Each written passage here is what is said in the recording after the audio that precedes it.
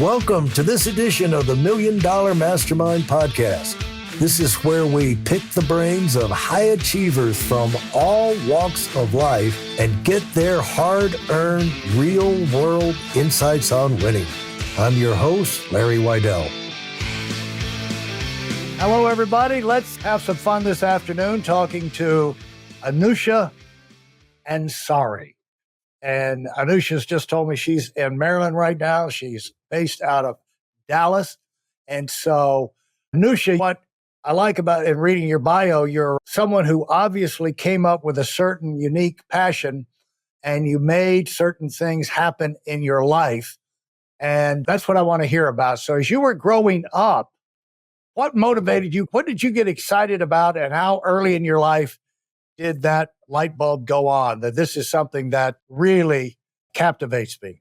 I was very young, probably around 6 or 7 years old, and my curiosity really got me interested in space. I was born in Iran, grew up in Iran, and summer nights we would sleep outside, and I had this opportunity to look at this beautiful night skies, and my imagination and curiosity drew me to try to learn more about what are those beautiful, shiny objects up there and wanting to actually go to space. And that's what interested me in math and science and physics and astronomy, and has been a driving force in my life, and this desire to go to space and explore space.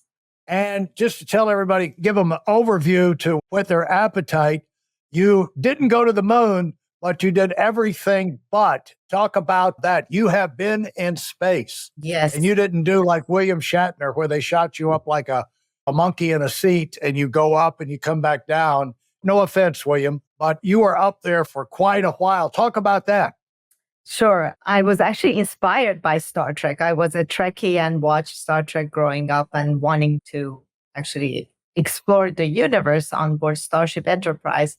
I didn't get to do that, but I did fly to International Space Station and spent 11 days in space and performed some experiments for European Space Agency, and was able to really understand what astronauts talk about when they talk about the overview effect, and this profound experience that I had shaped a lot of what I'm doing right now. So what's that like? You're sitting in, you have to be the elite of the elite to be able to get to where you're sitting in that rocket ship, that space capsule, getting on the launch pad, getting ready to go off. What did you go through to get to that point? So my life actually has been a very interesting zigzag way of getting to what I wanted to do. I came to the United States, studied engineering and computer science, and actually became a tech entrepreneur first, and built a few successful products and companies. And once I sold the company, I decided that I want to go back to my original passion, which was space. And that's when I went back to school, studied astronomy, and became involved with XPRIZE Foundation, the organization that I'm the CEO of right now. And at that time, this is in 2000, late 1990s, 2000. And the XPRIZE Foundation that was started by Peter Diamandis, the goal was to try to create a way for everyone to access space and reduce the cost of access space and make it accessible. Right. And we did it through a competition. And this competition was a way to ask the people around the world to go build a spaceship, to go to 100 kilometers, which is the edge of space, and do it twice within 2 weeks, which meant that it's a reusable rocket. So this prize and this competition was something that drew me and started my career in space. And my family and I sponsored the prize. And that was my entry into the space program, if you would. Several years later, and a lot of successes through seeing how these small companies were able to build their spaceships, and $100 million were spent actually to win this 10 million. So this leverage model was an amazing achievement of this model. And the prize was won by a US company, and design, which was Spaceship One, was licensed by Richard Branson, became Virgin Galactic. And at the anniversary of this competition is when I got the opportunity to go train and fly to International Space Station with the Russian Soyuz. At that time, the shuttle program was not flying to the space station, so only Soyuz was flying to International Space Station. Which is the Russian. The Russians. The Soyuz. Yes, the Soyuz. The Russian. Exactly. So that's how I ended up about training for a year in Star City outside of Moscow and flew on a mission in 2006, Star City. Star City. Yes. Now, the thing is that as a way of perspective, the reusable rocket was a radical idea at that time, way back then. Now, with Musk and everybody there, that, it's acceptable. They proved they could do it. But that was really a stretch of the imagination that could even happen. Absolutely. And so you guys ran a competition to help do that. Let's dial back before that. How did you, and how quick in your career did you decide, I'm going to be an entrepreneur, I'm going to start my own company? Because here's one thing I want to bring out, Anousheh, is the fact that the incredible injustice Iran is doing to the world by keeping their females under wraps and in the house, because you're one female from Iran, and look what you've accomplished in your life, impacted businesses, industry, inspired people all over the world, and you're one female out of Iran. And so this just shows the devastating impact of a repressive political regime in terms of starving the world. Putin's they're killing off all of his men, starting the war. So they're never going to be able to make their contribution. They're going to be dead. And so now the same thing kind of happens when you stifle half of the population. But it'd be amazing to see what could happen if these bright minds were unleashed. So you're a champion, you're a message, you're a beacon, and I want to appreciate you for that. Thank you. And hopefully that will change. Somehow, hopefully so. that will change. And these women can be unleashed, because it's no telling what good could come from that. And also, I appreciate you mentioning Star Trek, because that'll get me back for sure in William Shatner's good graces if he listens to this. So. He won't walk away. He won't walk away with the fact that I impugned his trip into space. No. So anyway, the thing is that you come up, and now you graduated from school. How early did you decide, I'm going to get a business of my own? I'm going to start. I've got ideas. And what was your main products that you came up with this business? Of course. So it was about 4 years after I started working in the industry that I decided that I wanted to start a company. I did that with my husband. So I had a good partner in crime in that. But one thing that I think people should appreciate is this is right around 1993 timeframe. So entrepreneurship and venture capitalism and the Silicon Valley didn't exist as it exists today. So it was still very difficult for startups to really get the funding they needed and create big companies. And especially as a female CEO in the tech industry, the news for getting the product done and funding the company was narrow. So a lot of the work we did and the way we built the company was through bootstrapping and just using our stock option from our work and our savings and credit cards and whatever means we had at our disposal to build the company. It was a learning experience because I was an engineer, but I wasn't a businessman. I never went to business school. So it was really learning the business, and the way I would look at the product was putting myself in the shoes of the customer. So it was very customer focused and customer centric. We started with doing a lot of consulting. So through the consulting work, we understood the needs of the customer basically. And then based on that learning, we built products, which was for the telecommunication industry. This was in the early days of internet. So a lot of products that would use the internet that would be mobile centric. And one of the biggest product that we built that was ultimately the biggest success we had was the software that enabled voice over IP. If you remember back Oh, then. really? Yeah. VoIP, really? Yes. So soft switch. I remember when I started my career, we would pay like $2 per minute for long distance international calls. And now it's free. And the reason for that is this transition from analog to digital and voice over Right. IP and demonetizing basically long distance and international calls. So our software was one of the enablers in that. For those of you who are sick and tired of fooling around and are dead serious about wanting to move up fast, I've got something especially for you. I've combined the best insights from over 40 years in business and making $70 million in income and compressed them into a free webinar. That's right, it's a free resource. If you want to find out exactly what the concepts are that I use in coaching million dollar earners, register now at WeidelOnWinning.com. You'll discover the 5-part framework used by so many to reach their financial, personal, and professional goals. You can find that link in this episode's show notes.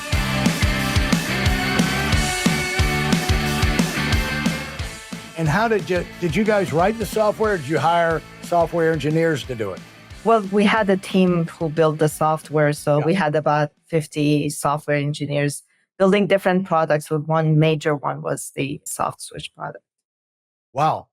And so what would you say the first big lesson that still sticks in your mind that you learned about business? The business side of it. What would you say pass on to people that are starting their own businesses now, but they maybe don't have a business degree, haven't really run any businesses before? What would you say is the first thing that hit you, that you learned and has stayed with you? So looking back, I would say one of the most important thing is sort of rigor and passion, because if you're not passionate enough and believe enough in what you're building and your business, it's a really difficult road and journey to build a successful business. It's not a short-term thing. It's something that you need to be committed to long-term. And you will have many failures, you will have many obstacles. So unless you have that strong belief and rigor in your work and passion for what you're building, the product you're building, you will give up. And a lot of businesses, if the founder is not dedicated enough to what they're building and they're not passionate, then the first 2 or 3 obstacles, they would give up and move on to the next thing. Would you say this is something that when you got into the business world, you realized the complexity of it, the demands of it, the harshness of it, and that's when you realized if you don't really have the burning desire to do this and to do great at it, you're going to get washed, right? It's just going to crush you. Would that be what it is? Is this something that you had to come to a decision about with your own commitment? Absolutely. I think I see sometimes young people say, I want to start a business. And the reason for wanting to start a business is not the right reasons. They don't want to solve a problem. They don't want to build something. They want to make money. Well, there are other ways to make money and it will be much easier. Right. So the reason for someone to start a business is to really a problem that they want to solve or a product that they really believe in building. It's about building things, and building things is difficult and it requires time and energy and effort. So you have to have that dedication and be able to sustain the time and the obstacles that you need to overcome. How long did it take before this started to become satisfying to you? You felt like this is tough, you got to have a passion for it, but I really, really feel like we're making an impact and we're adding value out there in the world. And I feel good about what we're doing. How long did that take? It didn't take that long, actually. As an engineer, I like building things. So that whole process of building is satisfying. So building the team, starting to put things together. And of course, the first test that you do that is successful, that's one milestone, and it gives you satisfaction and drive to go to the next one. Yeah. The next milestone that gives you a lot of satisfaction is the first sale that you make, the first customer, and the deployment of that. So throughout the journey, you find things that gives you energy and drive to continue on and measure your success along the way. So within the first year, I would say it was already satisfying to me to be in business. It's important to celebrate those early successes, even though they may be small, Yes, because you had to really fight for them. And so it's not, you don't belittle those things, you celebrate them. absolutely. And I remember when I went to North Carolina to start in 1979, to start a sales organization. After the end of the first year, I think we had a handful of people, and I gave out my most valuable person. I had 3 people. I had the most valuable person award, but the award was this like 5x7 piece of wood, and I said, you're the most valuable person, but we're small now, but you are the most valuable person. These awards will get bigger as we go. Absolutely. but It's but you important. still celebrate it, even though it's small. And so, but going up to, well, we had 50 people. It's a big deal getting up to where you got 50 software engineers working for you. I don't know if there's anything, I think managing 50 cats or 50 monkeys and making them line up and parade in formation would be easier than working with 50 software engineers in because they seem to be the weirdest type people to communicate with. What was that like? Well, I had the fortune of being an engineer myself, so I could speak their language. I think most important thing with working with software engineers is to gain their respect. So they would actually follow your direction and listen. So being able to speak their language, understand their work, and speak intelligently about what I'm asking them to build, it was a big part of it. The second thing that I've sort of practiced throughout my career as an entrepreneur is because I've worked in the industry myself, so I was an employee at some point. Right. I always try to look at it through that lens. It's like, what things did I appreciate as an employee? What things I didn't like as an employee about the company or management that I was working with, and try to avoid those and try to build an environment where the team felt like they're being listened to and they felt like they are part of the company. They all own shares in the company, so they knew that the success of the organization will lead into success for them individually as well. So I think that all helped put the team together and bring them together. And the other, in addition, like attitude, allowing them a chance to get some skin in the game, the idea of breaking down what their jobs are very clearly, piece by piece, and how that contributes to the whole, allows them to relax and just throw everything into that one piece of the puzzle that they're responsible for. And that's an ongoing hour by hour, minute by minute thing. I mean, it's very intensive, isn't it? It is. It's not something that you do once and then it will be on autopilot. You have to continuously tend to it, pay attention, course correct, adjust, because when you make certain assumption and you start building something that will take maybe 2 years to build or 3 years to build, the market things change, technologies change, customers' demand and needs change. So you continuously have to reevaluate what you're building and make sure that there is still a market fit. And you may have to be course correcting and making small adjustments along the way. So communicating those in a timely fashion and a clear and simple manner, getting the buy-in from the team who's been building something and now you tell them, oh, you need to slightly move to the right, getting them convinced that's the right thing. So that's all continuous management and operational challenges that you face day to day. Well, it's important that people realize that if you're growing, you never are on autopilot. Autopilot, it's easy to go autopilot on your plane when you're going into the earth and you're just going to crash the plane. Just put it on autopilot and relax and enjoy the ride. But if you're building something, everything's always new. You're evaluating your systems, your market, your products, your people, your procedures, and you're constantly tweaking. And because you're going in, it's really like going into space. You're going into the unknown, don't you think, when you're creating something like that? Absolutely. That's a great analogy. And on top of that, if you're successful, actually, you will be copied. There will be competition out there, and you need to always continue to stay ahead of the game. And that requires always looking into the future, and anticipating what's next and trying to stay at least one step, if not two, ahead of the competition. Thank you for listening to part 1 of this episode of the Million Dollar Mastermind podcast. Commit to your personal and professional evolution with our free training video. It's designed not just as an educational session, but as a transformative journey for those bold enough to aim for the stars. This isn't just any webinar. It's a roadmap to achieving the extraordinary. It's tailored for those who dare to dream big, and yes, it is completely free.